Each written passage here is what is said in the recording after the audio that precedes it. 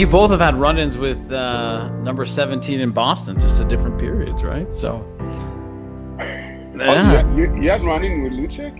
You did?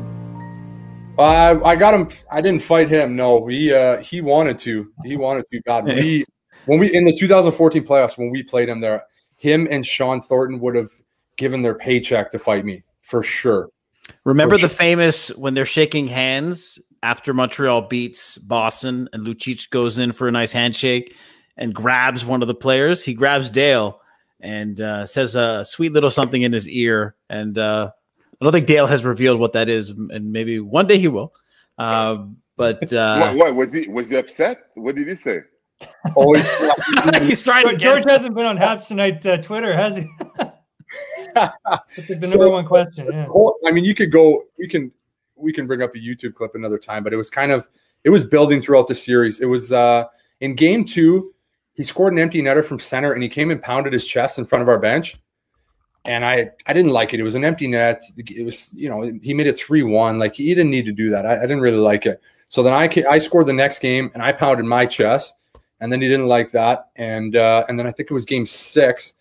It was early in the game. Game 5, him and Joe McGinley were flexing at us from the bench. They were sitting there.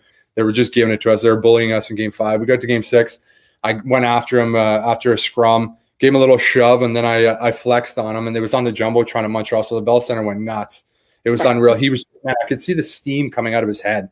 He was so wound up. And then game 7, I scored 5 minutes into the game.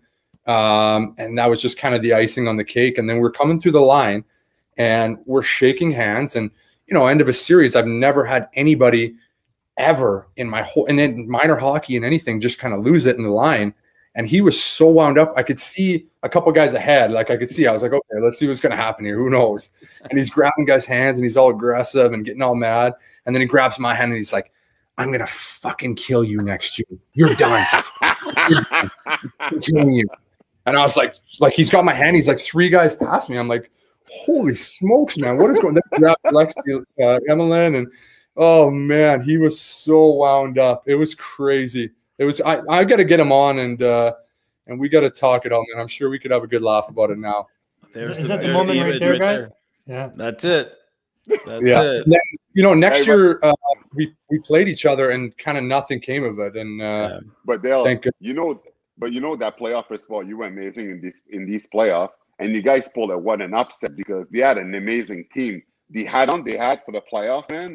That team wasn't moral there too with Iginla and you remember their team was so stacked that I remember Lucic was saying he felt like his team was like the Miami Heat, all the guys that they had it to the team.